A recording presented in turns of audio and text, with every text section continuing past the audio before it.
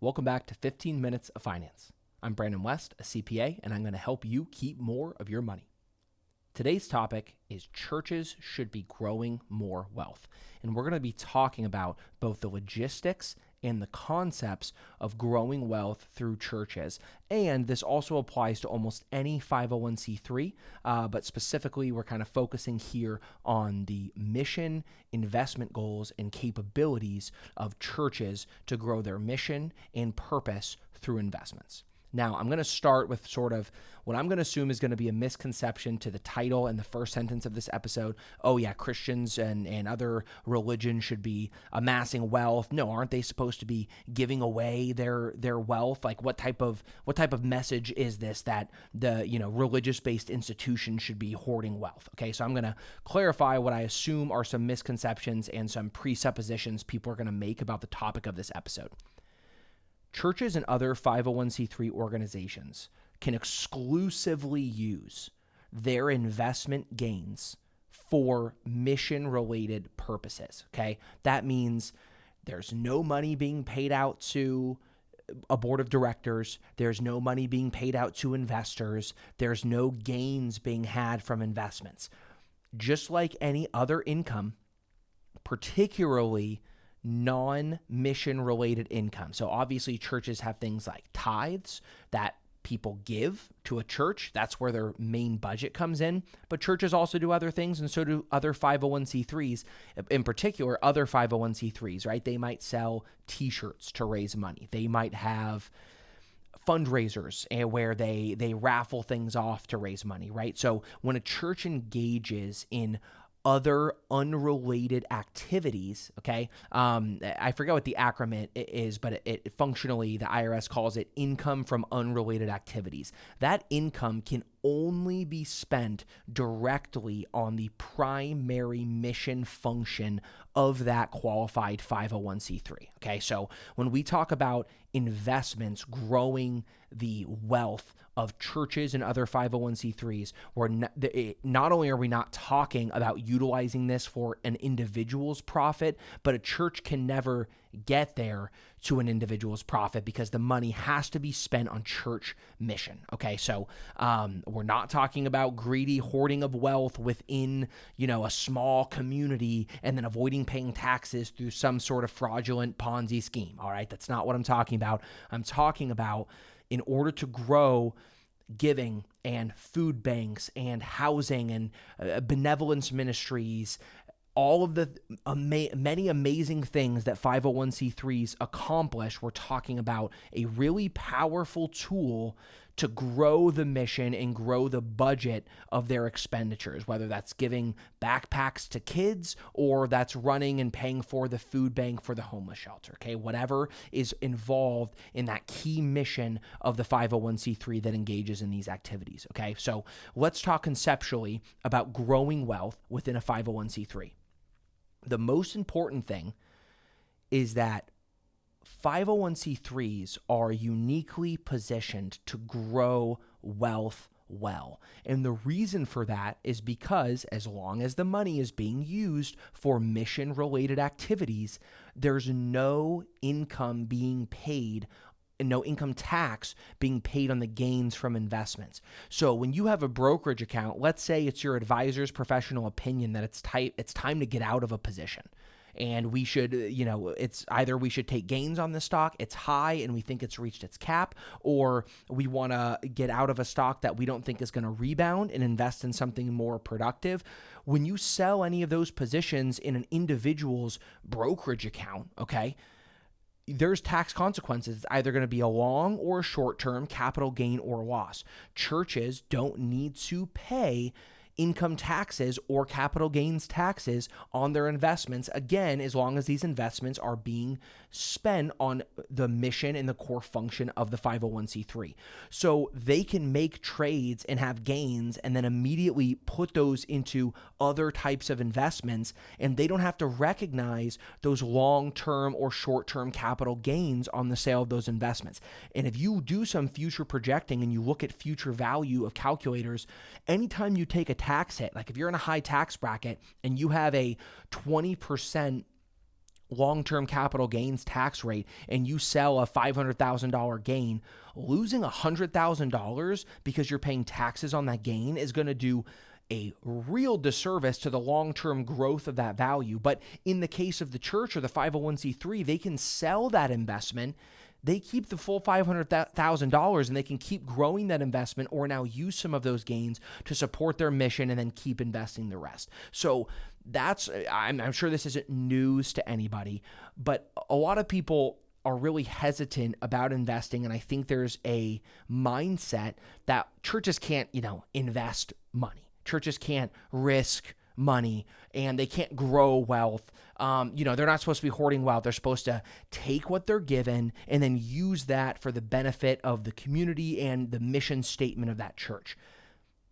Our position is that's completely incorrect. Legally, we're correct. Churches absolutely can invest money and they can have gains and they can have a large investment portfolio. And that empowers the church to have dividends and a multiplication of the giving they've received to do way more with every dollar that's given. Now, should a church take their entire tithe on a Sunday morning and then put that into Bitcoin? No, I think that'd be probably a pretty rash investment decision, and you wouldn't want 30% of your tithe gone overnight, right? But in terms of practical index funds with low risk that can earn a church anywhere from 7 to 12% per year on gains on those investments, tax-free, that can keep growing and compounding, especially for churches who do things like this.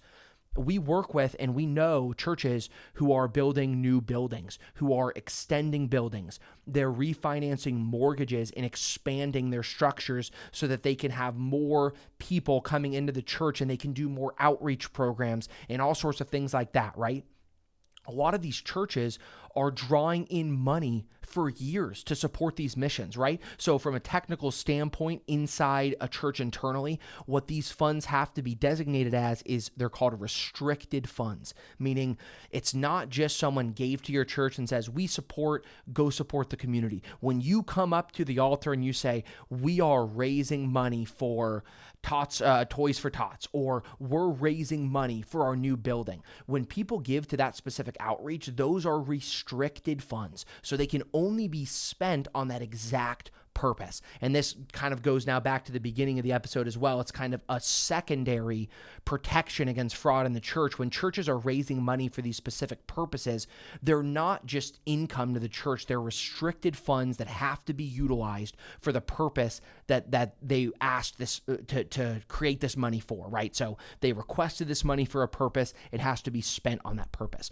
Well, it can take years to bring in enough money to build a new building. So as you're building, as you're drawing in an offering for a new church building and you're prospecting and you're paying for permits and you're looking for, the best contractor and you're mapping out plans, those 5 years, that money that you brought in that offering could be almost double if invested into the S&P 500 before that mission is ever actually paid for and comes to fruition. And that's such an incredible way to multiply what's given for a church or any other 501c3. And now you can start funding certain activities. We don't see this a lot, but there are churches that do this, and they do this to great effect. And what you'll really see, what you'll normally notice, the type of organizations that engage in this, things like legacy funds, okay?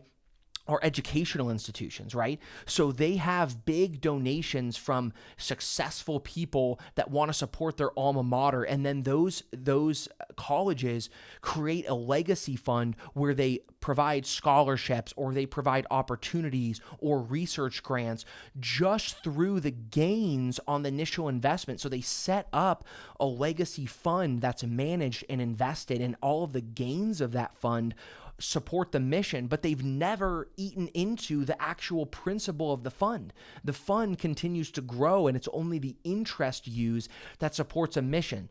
That's a really powerful way that 501c3s can bring in money and then grow the money, and they can continually support things like yearly missions trips, yearly school drives, things that are going to be recurring yearly missions that the churches support, and they can now fund those missions directly out of the gains on their investment while maintaining the money, and that will exponentially allow these institutions to keep growing and giving more and more to the community.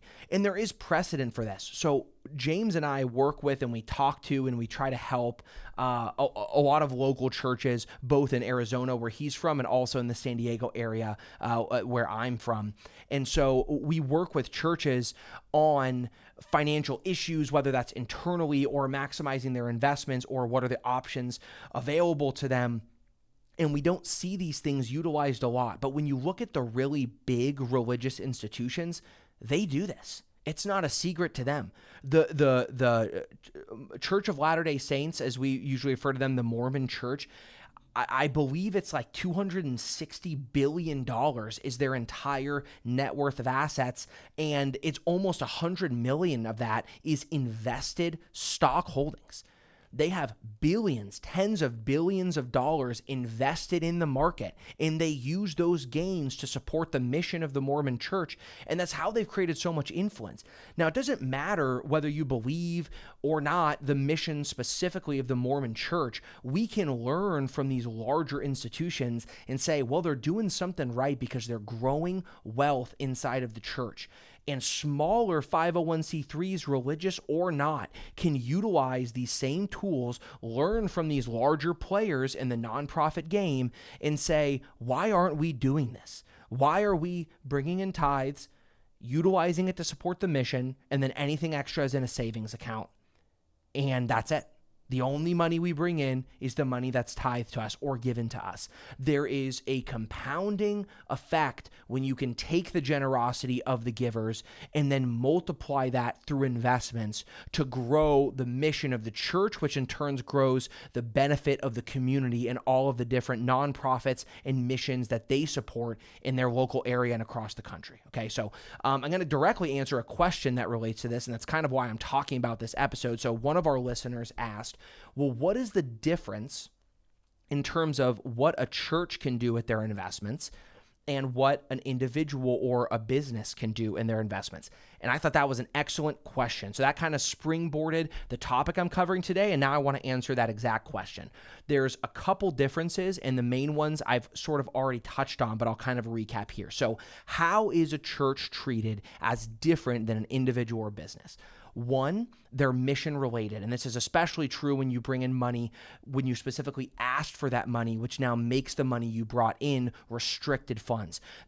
Any gains from unrelated income activities, selling t-shirts, in earnings on your investments, they have to be spent exclusively in the stated mission of that 501c3. So it's not like a brokerage account owned by a business or an individual where you have gains and you make money, and then that money is recorded in your income, and then it's part of your general budget. Okay, that's not how it works for churches. Number two is the tax effect. So 501c3s, as long as they're not in violation in any of the terms of their 501c3 status, don't pay income tax. So they can utilize the money from their investments, continue to grow those investments, and whether there's capital gains, interest, dividends, whatever, they don't pay income tax on those earnings. So that allows the church to continue to invest the money without having it constantly chipped away, having to put aside 10, 20, 30% to pay taxes on that income every year. They can continue to grow this wealth, invest the money, and then they can choose to utilize those earnings to support the various missions that they support, or they can continue to invest and they're not paying income taxes the whole way. And I'm going to have a third answer here. This is not a technical answer, but I think it's really important to kind of the crux of this issue. I think there's a huge behavioral barrier, right? A business earns money and you pay taxes on the money, you provide a good or service, you make money for it, do whatever you want. You want to invest it in the market, go ahead. You want to put it in real estate holdings, go ahead. We don't care, right? You earn money, do whatever the heck you want with it. I think the reason you see so little wealth growing in churches is that there is a mental perception that you can't possibly take risks with the money you've been given from tithers, from third parties that have, written you a check and given you a charitable contribution because they support what you're doing.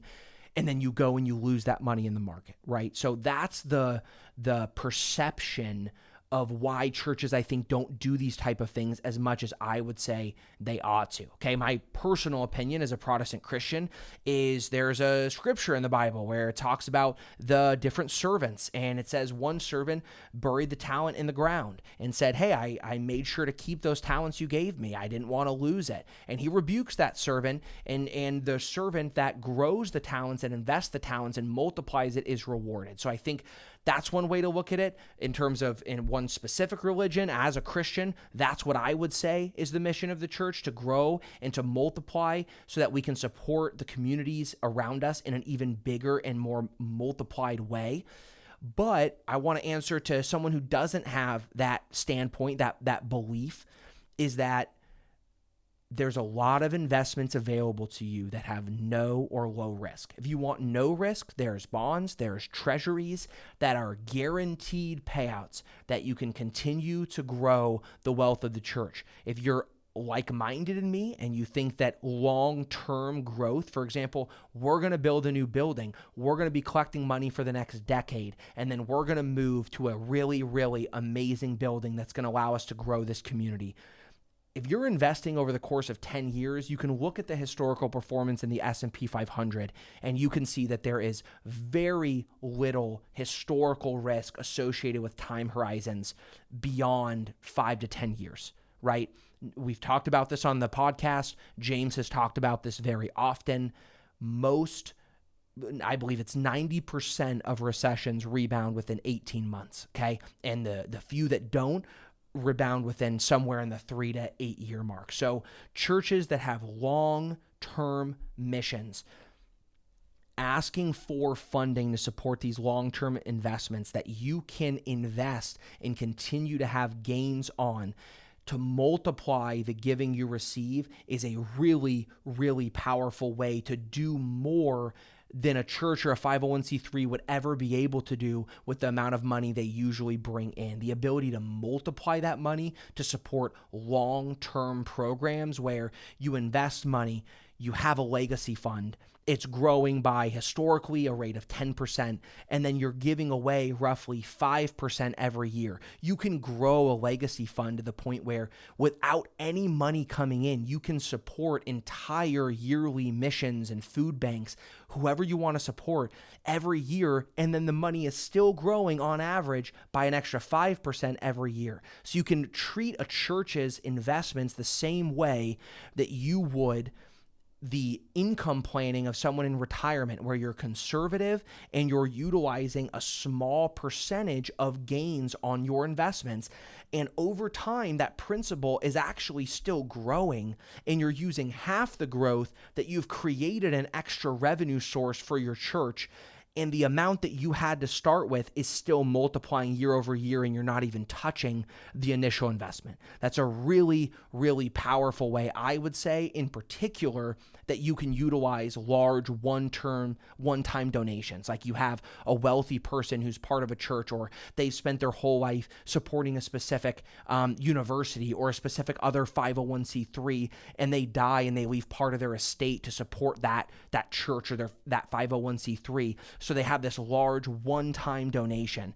Investing that money, growing the money, but still utilizing the gains to support the mission statement is a really great way to use large, one-off, one-time donations, and can make a really significant impact long-term on the budget of that organization, because they've been able to fund an entire expense source through just the earnings on investments, which really frees up the budget and now allows constant multiplication of that effect, because now the budget's higher, which means they can invest more money. And then as that money grows, they can support the mission just from the growth of that investment, which means they save even more money, and it continues to compound and grow the same way we talk about individuals in Roth IRA accounts. The compounding effect of compound interest Time is the most valuable thing, and as you start to invest money, the compounding effect of those investments will absolutely accelerate the ability for 501c3s to support their mission statements and the communities around them.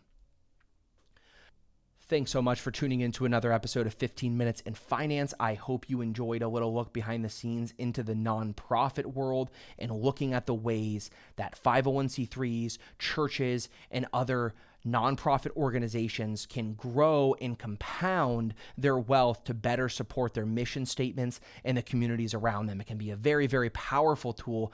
The smaller you are, the more powerful this tool can be because it allows you to create new revenue streams by having earnings on investments instead of just sitting on all of the giving that you've received. So we hope you've enjoyed this episode. As always, feel free to share this podcast with anybody you know that could benefit from it. Video coming very soon. We're testing. We'll post some things here to our Instagram any day now, some look behind the scenes of the setup of the studio. We're already running some test videos and learning some editing. So very, very soon we'll be on YouTube, Instagram, TikTok, Twitter, wherever you watch content. We'll have not only our full videos in video form, but we'll also have more other types of content, short form content. So if you're looking for somewhere to just absorb bite-sized snippets of financial knowledge that can benefit your path to financial success, that will be available very soon as we start to create all of that content. So thanks for sticking with us so far. And as always, invest early, invest often. See you next time.